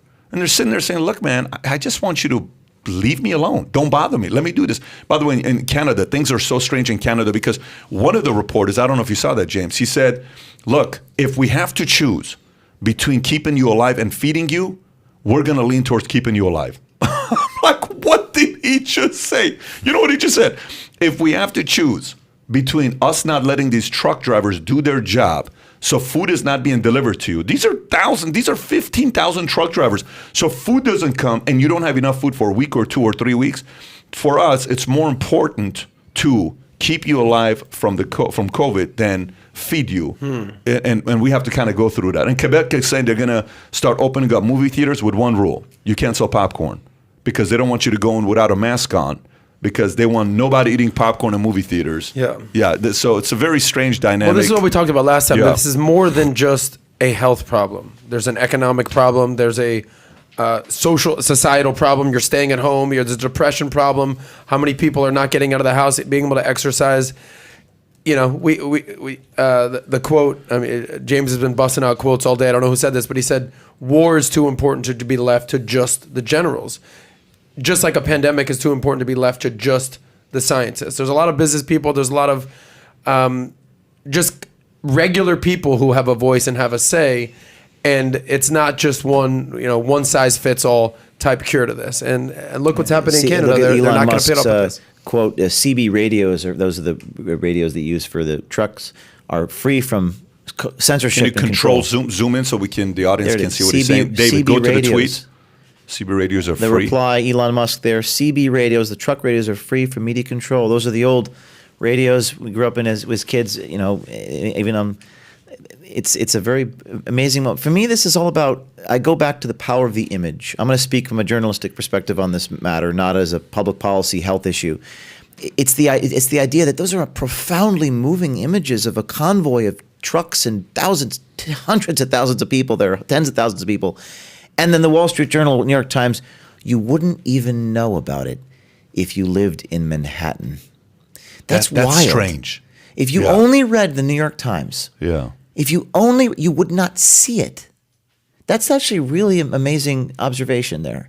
You wouldn't even know about it if you only read certain publications, and that's not right. They don't want you to see. Why don't they want you to see the images? It's because they want a specialized class of men, as Edward Bernays said, and Dean Lippman said, we need to interpret the data. We don't want you to have the images because you might draw wrong conclusions from the images that you see. Well, that's not right. That's James, not right. other than Project Veritas, obviously, what news sources do you trust? Any source that I can see the evidence myself. If it's Would first, you name names? No, because it's like No, but because a broken clock is right twice a day. Yeah. I mean, anyone can do this. Yeah. New York Times can and has done good journalism, but you got to be able to see it, like we're doing right now. Like we're looking at the images, assuming those images are not doctored. Right there. Go to what Dinesh said. When Dinesh was on with us and I did the interview, this is exactly what I said. I don't know why the right isn't doing this. We talked about this on our interview maybe a year and a half ago. He says, tweets are fine, Elon Musk, but you can dramatically change political and cultural landscapes this way. Buy and take over a major social media platform, acquire or create a TV network like ABC, NBC, or CBS, create a world-class online university and offer degrees for free. That's exactly Okay. what we talked about in the interview. Can you pull up that short And clip? he replied with interesting Tell Kai ideas. to pull up that short clip with Dinesh and I, because I fully agree with that. I would like to reply to that tweet. I'm banned on Twitter, so I cannot do so, but I can make a comment right now. Go for it. My comment is, if you're a businessman, you'd have to do it as a philanthropic thing. If your job is to generate a profit, it will not help. If you want to tell the truth, if you want to be a news organization, the commercial imperative, if Elon Musk is listening, the commercial imperative, that is to say, for-profit capitalism, is incompatible with investigative journalism. You have to be philanthropic. And by the way, this is the way it used to be. You talked about journalism in the 70s and 80s. From what I've read, those organizations, it was a loss leader on the company's balance sheet. So ABC News would do these things. It says buy ABC and all these. They would do it, but they would do it as a loss leader. They would almost donate money on their balance sheet, profit and loss, to do the work. It didn't generate a profit per se, but they donated it. And if you're going to buy these companies, it's not going to help unless the person is willing to be philanthropic. The billionaire would have to You don't think donate. so? You don't think so? I believe this. Yes, I know so. I don't think, and it's self-evident. I mean, these billionaires settle lawsuits. I don't know if I agree with that. Because Why not? Because then you're saying, what you just said is that the current mainstream media has zero influence, and they do.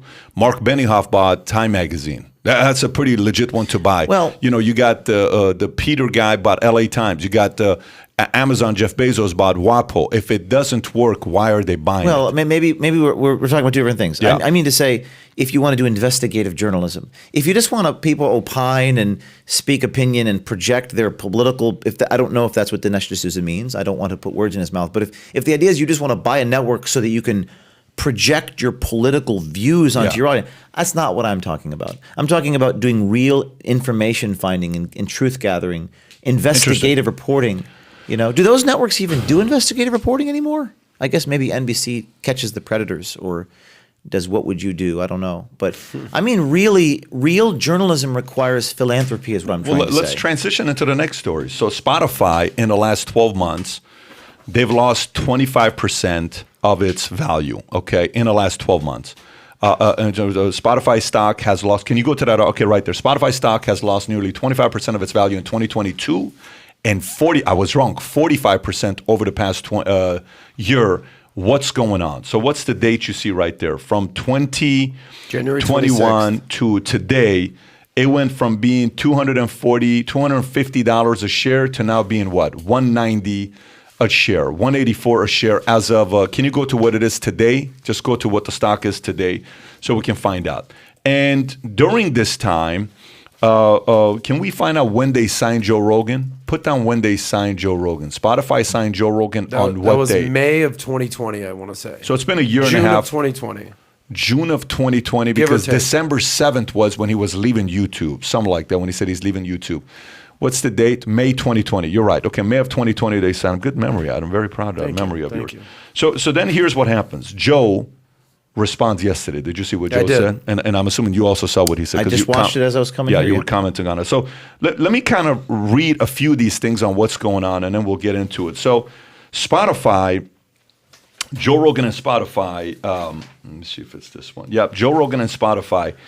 Spotify removes Neil Young's music over Rogan's dispute. This is an NBC News story. Spotify said it has agreed to remove Neil Young's music after the famed singer-writer said he wouldn't share the platform with podcaster Joe Rogan, who has been criticized for spreading vaccine misinformation.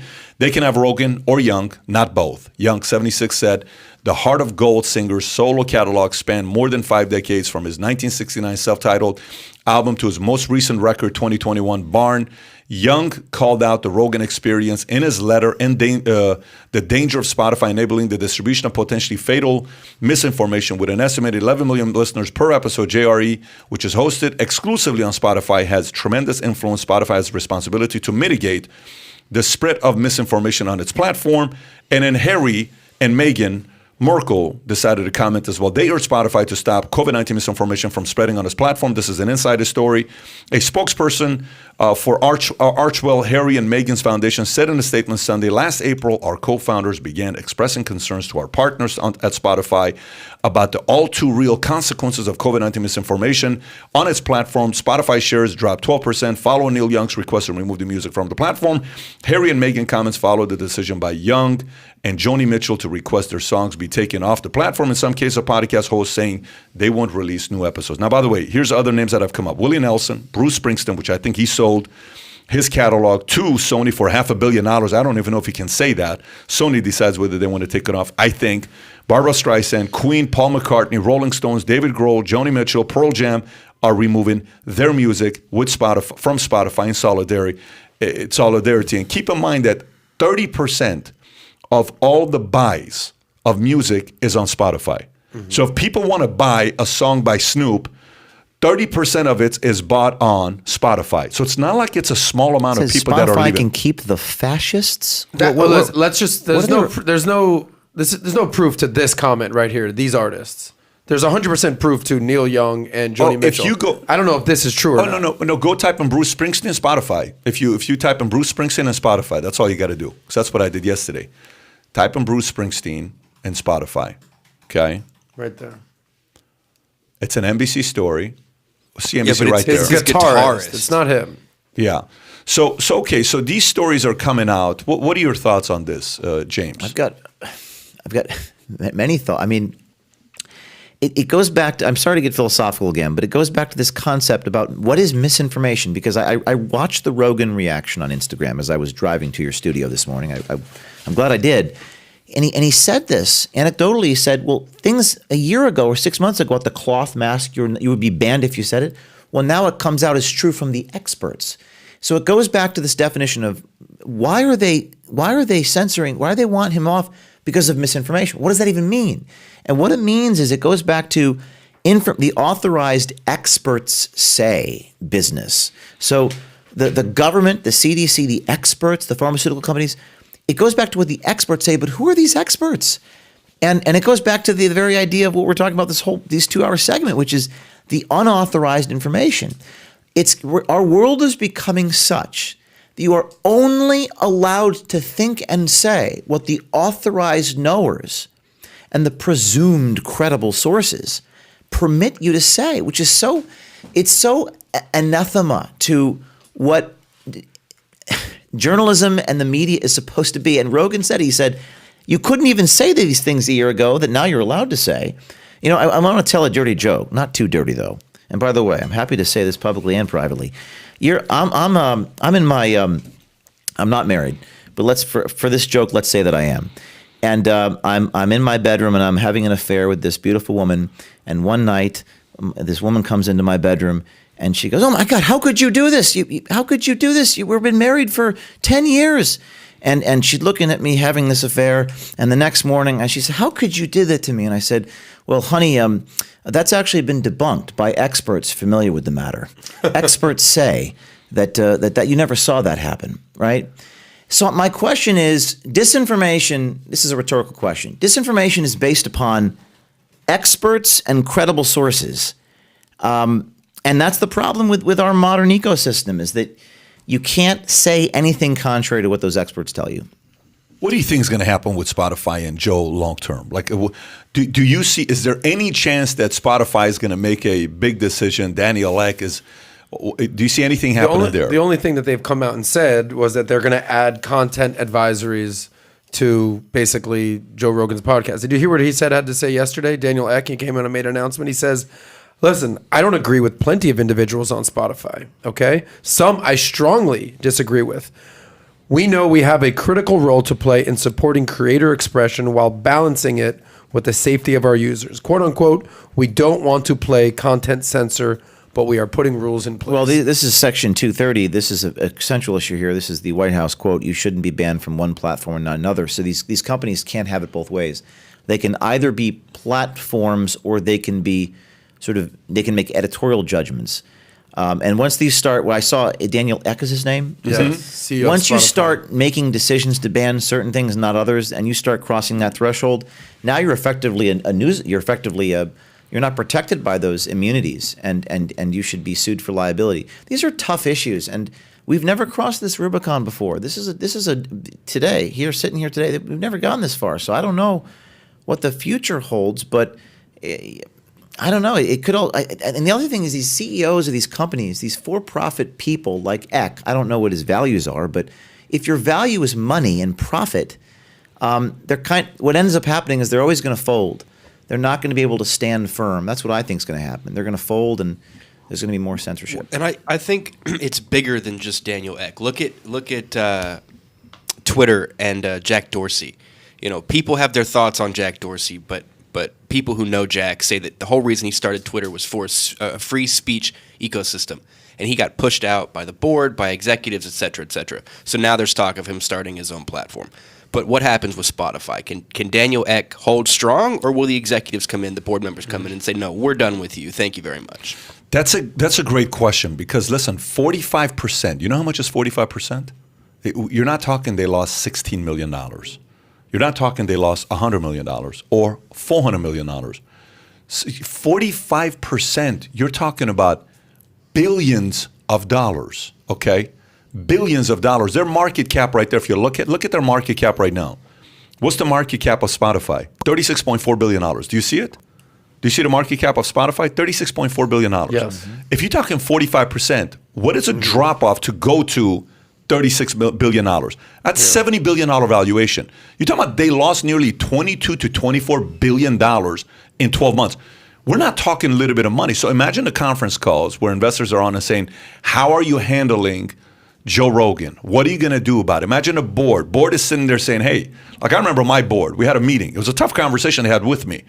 What are you doing to get 100%? What are you doing to get your agents to get vaccinated? It's a conversation they had with me at my board meeting. So I'm sitting there. I'm having to have a conversation with them. They've had to have a conversation with Daniel saying, what are we doing about Rogan? You are also giving a great lecture for your audience about why I am a 501c3 nonprofit organization which protects the freedom of association rights for donors to the First Amendment. Because we don't have this problem. We don't have to disclose the Supreme Court has protected our right. They can't boycott our donors because they don't know their names. And this is the problem. I mean, I'm going to go back to my argument. This is the problem with these for-profit news, because Joe Rogan is technically a man who's disseminating information and news, is that they'll invariably fold, and that's why we have fold? I don't. I've seen it. The first chapter of my book is called Suffering, because the amount of pain that this man that Eck is going to have to endure to go through this. I think the only way forward is philanthropic, nonprofit sort of the model to get information out there where they can't boycott and target the people that support you. So as soon as the $100 million contracts happen, we'll see what happens. We'll see what happens. I don't think Rogan's going anywhere. I think Rogan's going to be in demand for a long time to come. I don't think Rogan's going to have a problem because yesterday when he posted a video, did you guys see the commentary of what people said to him? Did you look at the commentary? I did not see the commentary. All right, commentary. so let me ask you a question. If you go to Rogan's Instagram post, so check this out. Go to his Instagram post. Just type in Google, Instagram Joe Rogan. I want to show you a couple people that commented that says who Joe is. So when you think about The Rock, what do you think about The Rock? Type in right there, click on that. What do you think The Rock is? Left, right, center? Where do you put The Rock?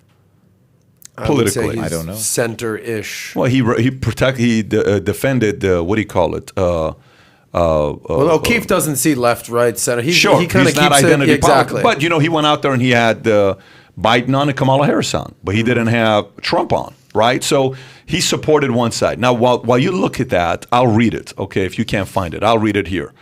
So when he posted this video, here's a commentary. It got 4 million views.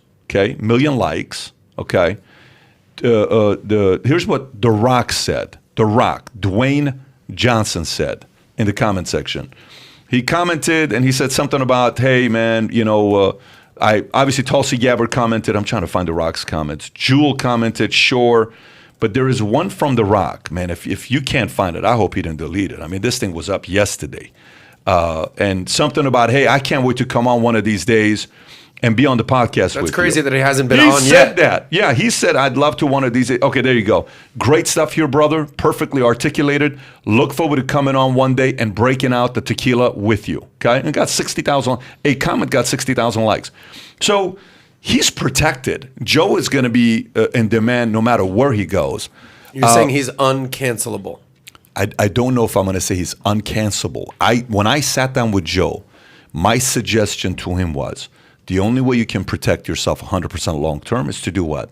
Consider opening up your own thing. For example, if he and Musk teamed up together, imagine if him and Musk teamed up together to start something, right? Yeah, I agree with you. That was profound. You have to be the chairman of your own company. You have to be the owner and chairman.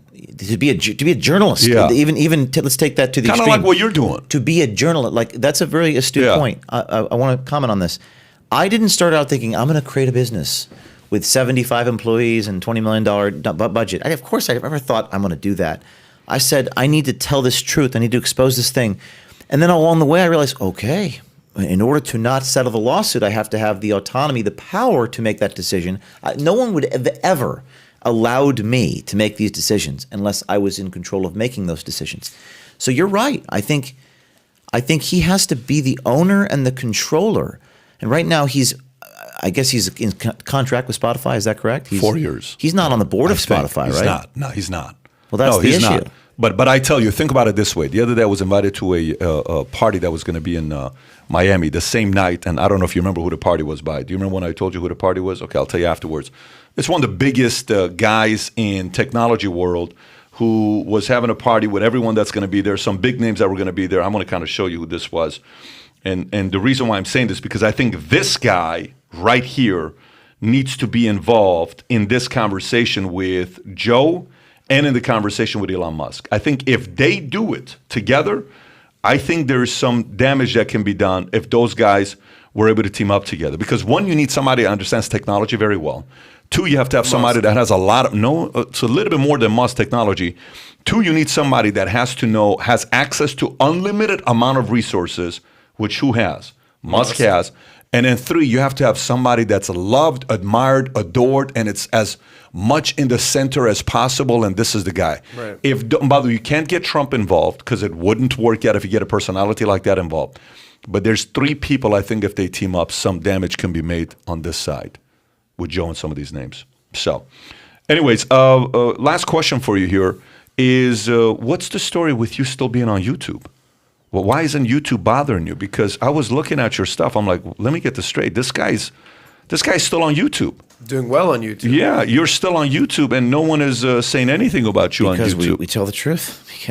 Because we've won every lawsuit because we were very careful and diligent. And I mean, that's the only explanation. We haven't lied about anything to the people. We use undercover techniques. But there we are with 1.46 million subs. We still haven't gotten our gold Google, what do they call it? The YouTube gold Plaque. Yeah. We got the silver one at 100,000. They won't send us the plaque. Oh, that's a conscious decision? I don't know. I mean, we haven't gotten it. When did you? We've been over 1 million subs for about a year. When did you apply to get the gold? Well, they sent it to you. They sent us the silver unasked for when we get 100,000. But I know that Tim Pool showed me the gold plaque that he got multiple, and I think he used it as a doorstop for his door. He puts the gold plaque under the door, I think. But I don't know. The reality is that we are very diligent and extremely careful. If you watch our news reports on the Project Veritas YouTube channel, they're extremely professional, very serious, and very diligent. So I think they're going to try to find an excuse. You know, at some point it might be like a copyright violation, or you're on the street and you hear a song in the radio of a car. Take you off They'll find YouTube, some you're bizarre. saying. Like they did take us off one of the videos because we were doing a report out in the street in California, and you could see in the corner of the screen a lamp post with a number for one of the houses. This is absurd. Like news journalists do this all the time. So now we blur every license plate. We're so tediously careful. Yeah. The standards we are applied to is above any journalism standard in the history of the media. And for that reason, at least so far, they have not taken down our news reports. Go to videos and Yep. type in solve for most views. Go to the right, sort by views. The COVID one. Go to the top one. The COVID one, don't click on it. But the COVID one, which was 4 months ago, 5.2 million views. And by the way, if you've never seen it, folks, you got to watch that. Here's the thing. I can't believe that's still up. I cannot believe that's still up because, PragerU went and sued YouTube, and they went back and forth, and they took a lot of their videos down. I am surprised that video has been left Well, here's out. another thing. As you're talking, these thoughts are occurring to me. We sue people and we win. And to a certain degree, I think it's a fair statement to say that they fear us more than we fear them. What does that mean? I sued the New York Times for defamation. I got past motion to dismiss. No, can you name anybody else? Sarah Palin did, but that was in an opinion section. I did it with the news section. So there are very few human beings that are able to accomplish that. It's like sort of being in the boss phase of the video game, like when you play Nintendo. Like we've gotten to the boss level. And I think that there's, to a certain degree, there's an incentive for them not to do this sort of thing where they ban me for some bullshit reason, because I'm the sort of man that will sue them and win. Now, you might say, well, there's no legal theory to do that with YouTube, but they don't know that. And frankly, maybe there is a legal theory under Section 230 or a defamation law. So what I mean to say is I actually believe that these companies might be afraid to ban me, because if they were to do that, they would have to create some pretext, some erroneous rule that applies to me but doesn't apply to the other guy who breaks the rules all the time. I don't. And they're actually afraid of being exposed for violating their own rule.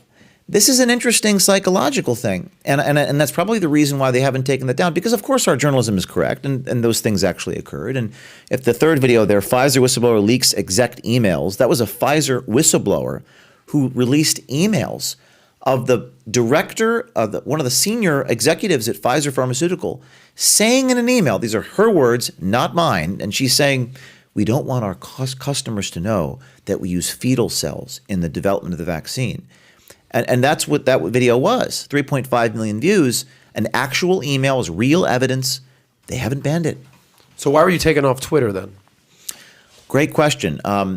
They said that Twitter's excuse was I was, quote, creating fake accounts.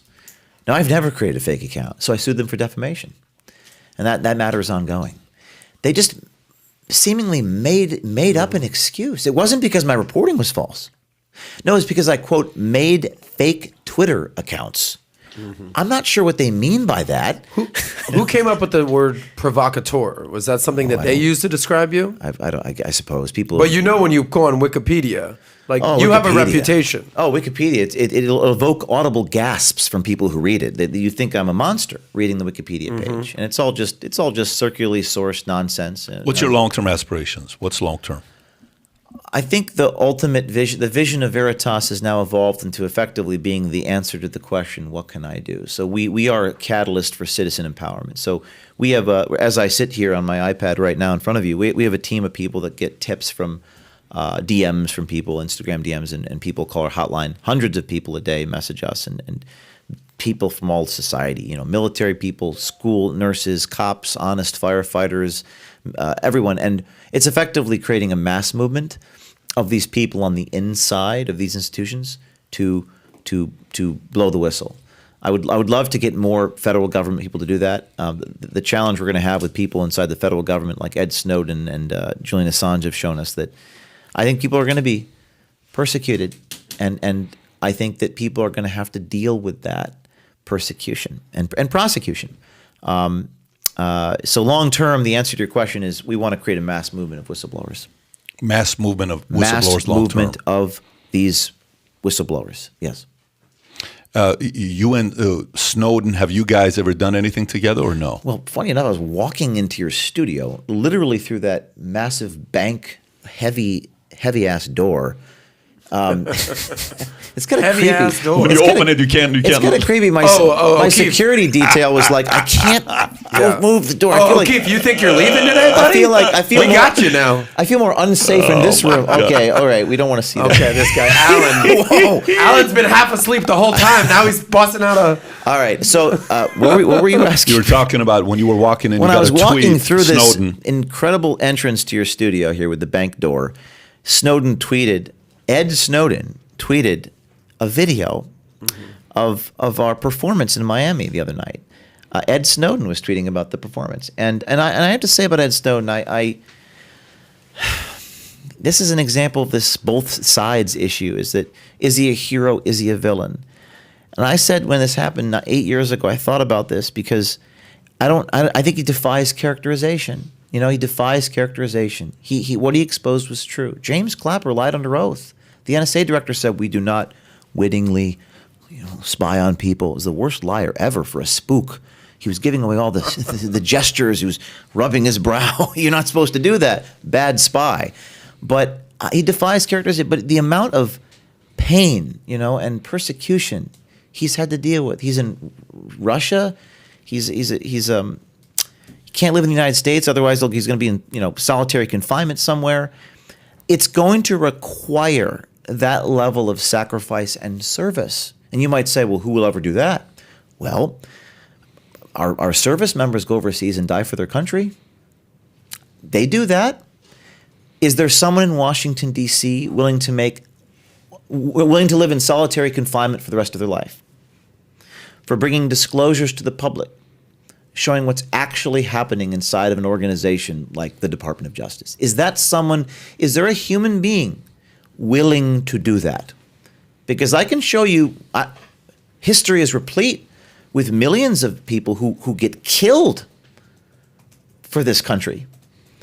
So I have a dream where there are people that come out, and hopefully they're not prosecuted. Hopefully the disclosures are to such a degree that the people of this country say, you know what? We're going to have their back no matter what. And we're going to elect you out of office if you go after those people. That's my vision for the future of this organization. And you know what? Sitting here right now today, I think it's going to happen. Good. You seem determined to do it. Folks, if you enjoyed today's podcast with James O'Keefe, from Project Veritas. Hit the subscribe button if you're here for the first time. And secondly, we're going to put the link below to his book. I read this. I listened to it. Highly recommend you go do the same as well.